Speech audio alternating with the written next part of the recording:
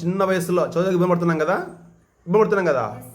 కానీ శ్రీకాకుళం జిల్లాకు చెందిన ఒక రాధా గారు, ఆమె పెళ్ళై 2 పిల్లలు ఉన్నా సరే ఆమె చదివి 5 గవర్నమెంట్ ఉద్యోగం సంపాదించుకుంది. 5, 1 కాదు, 2 కాదు, 3 కాదు, 5.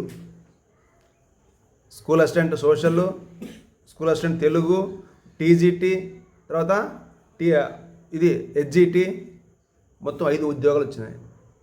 పెళ్ళై పిల్లలున్నా కూడా ఆమె చదువుకొని ఆమె ఉద్యోగం సంపాదించుకునేది. అర్థమైందా? ఒకసారి ఆలోచించండి.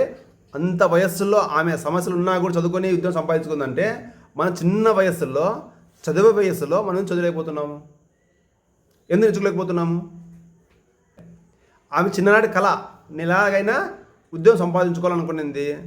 ఆమె భర్త సహకారంతో ఆమె ఎగ్జామ్ రాసి, సిటిజన్ నుంచి వచ్చింది కదా, ఎగ్జామ్ రాసినా కదా డిఎస్సి, ఆ డిఎస్సి రాసి ఆమె 3 హెచ్జిటీలు, 2 స్కూల్ అసిస్టెంట్ పొందింది. ఒకేసారి 5 ఉద్యోగం సంపాదించుకునేది రాధా గారు. పెళ్ళయింది, 2 పిల్లలు ఉన్నారు. మళ్ళీ మీరు కూడా అనుకుంటే ఏమైనా సాధిస్తారు. ఇప్పుడు చాలామంది ఏం చేస్తున్నారంటే, మా పెళ్ళి అయిపోయింది, నా పిల్లలు పుట్టేశారు, నేను చదవలేకపోతున్నాను అనుకుంటున్నారు. కానీ బలంగా, గాఢంగా మనసులో గురి పెట్టుకుంటే, తలుచుకుంటే ఏమైనా సాధించవచ్చు. దాని ఎగ్జాంపులే ఈ రాధా మేడం గారు. అర్థమైందా? ఎన్ని ఉద్యోగాలు?